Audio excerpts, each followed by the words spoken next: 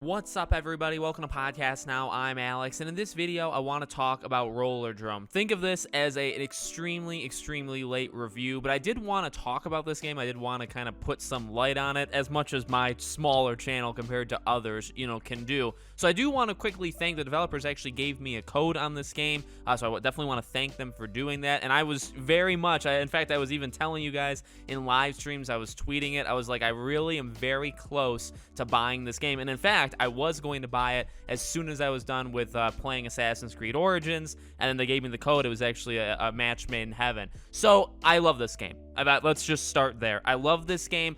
The biggest thing, and again, to kind of like cut through the weeds here, the biggest thing I do think is going to be price, right? I don't blame people for that. I think this game is very stylish. I think this game is very fun. I really think if you give this game a try, you are going to like it. The question then becomes, is it worth the price? Now, I know they were doing a sale. I don't know how much longer the sale is going on, specifically because I don't even know when this video is going to go up, but you could have gotten it for 20 bucks, and then when that sale is done, it's 30. It's going to be $30. Now, 30, I would say, is a bit high for the amount of game that is here. And I guess in order to get there, let's talk about how the game actually functions. So basically, there's different level, like tiers, okay? You have like a stage 1, and it's got multiple levels, and you play them, you have to beat them, and then you have to complete a overall amount of challenges, and that'll unlock the next tier, and that'll have levels, and then you play those levels, and you do those challenges, and again, you have to get a certain amount of challenges done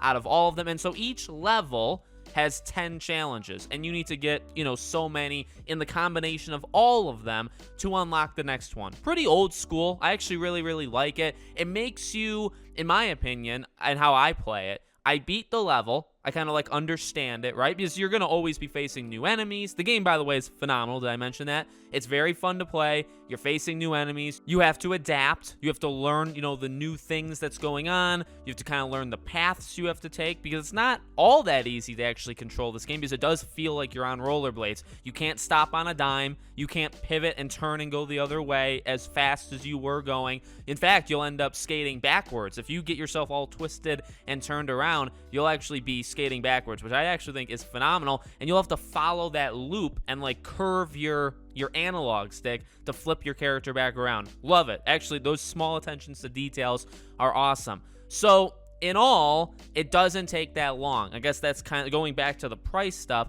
It doesn't take all that long to play through this game. The How Long to Beat time, which is a fantastic website, puts this game at about 4 hours.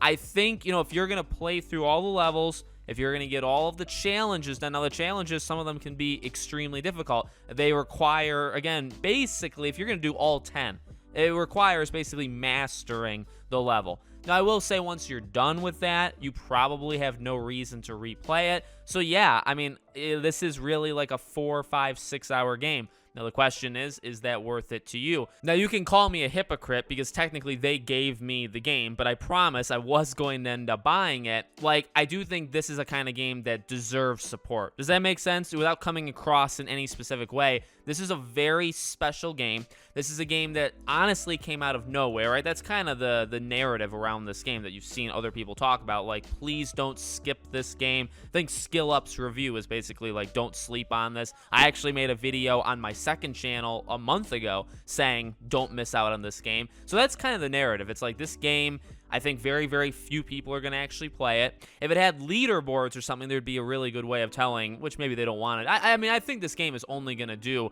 a couple, like 100,000, right? We're not talking about a gigantic game. But again, I think it's really fun. The game is so much fun because it really is. When you see people talking about the visuals, is like to me, it's like Mad World. If you guys know the Wii game Mad World, it looks like that. The visuals are incredibly good. I'm really a fan of them. The gameplay is, it's like tight, but it's also kind of loose. Like, it's actually very hard to describe the gameplay. I suggest, obviously you're watching, hopefully you're watching what's on screen.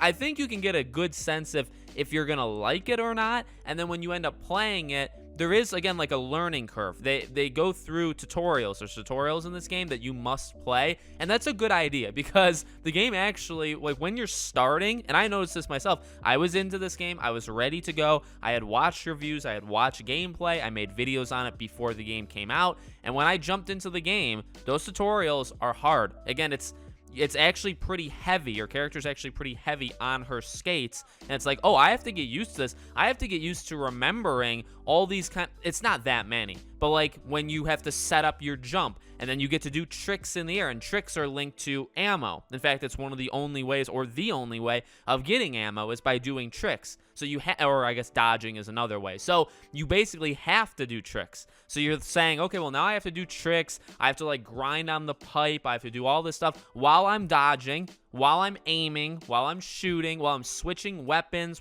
Like, there's a lot actually going on. And even though I was kind of ready for it, it still caught me off guard how sophisticated, like detailed it was. Like, it's surprisingly complicated, I would say, in a good way, and it makes you understand the game. Where again, when I was playing these stages, there'd be some of these stages, the first playthrough, I would get like 1 or 2 of the 10. You can get challenges naturally, right? When you're playing through the stage, you're doing things, you may almost accidentally do 1 of the 10 challenges, and it's like, oh, that's a bonus, that's good for you. But really, you're not going to get all 10. There's no way on your first go through in any of these stages, because again, the stages introduce new enemies. They're different combination of enemies. They're very difficult sometimes. You have to use different weapons and strategies to kill them, and you're just not going to be able to do it all in one go, right? So you play through it once, and then you say, all right, well, let me look at the challenges. Okay, I have to do this, and I have to do this. Well, I'm going to play it again. I'm just going to aim for those challenges. And that's how this game is. It really is. You play through it, and then you kind of go back for the challenges, and then that would unlock more maps.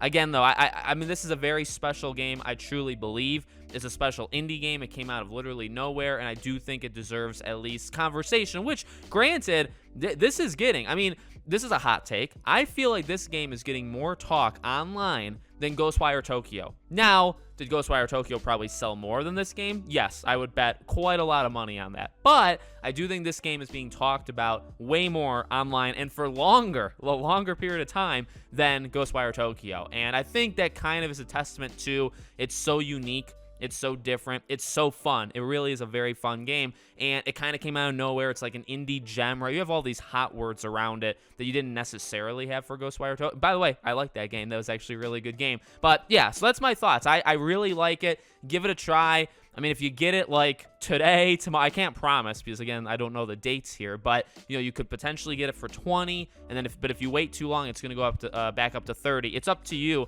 Is 5 hours worth 30? Is 5 hours worth 20? I mean, maybe pick it up on a sale. Just, I would say, try to support this game at some point of its life. If it goes to $15 or $10, like for a Black Friday thing, oh my God. I mean, you know what I mean? That's a really good price, I think, for this game. It's not going to take you forever, but it's something that you can kind of jump back into here and there. So let me know what you guys think. Make sure you guys are subscribed, bell icon turned on so you guys know when all these videos go up. If you guys want to support the channel or follow me anywhere else, all my social media links are in the description below. Thank you guys for watching, and I'll see you all on the next one.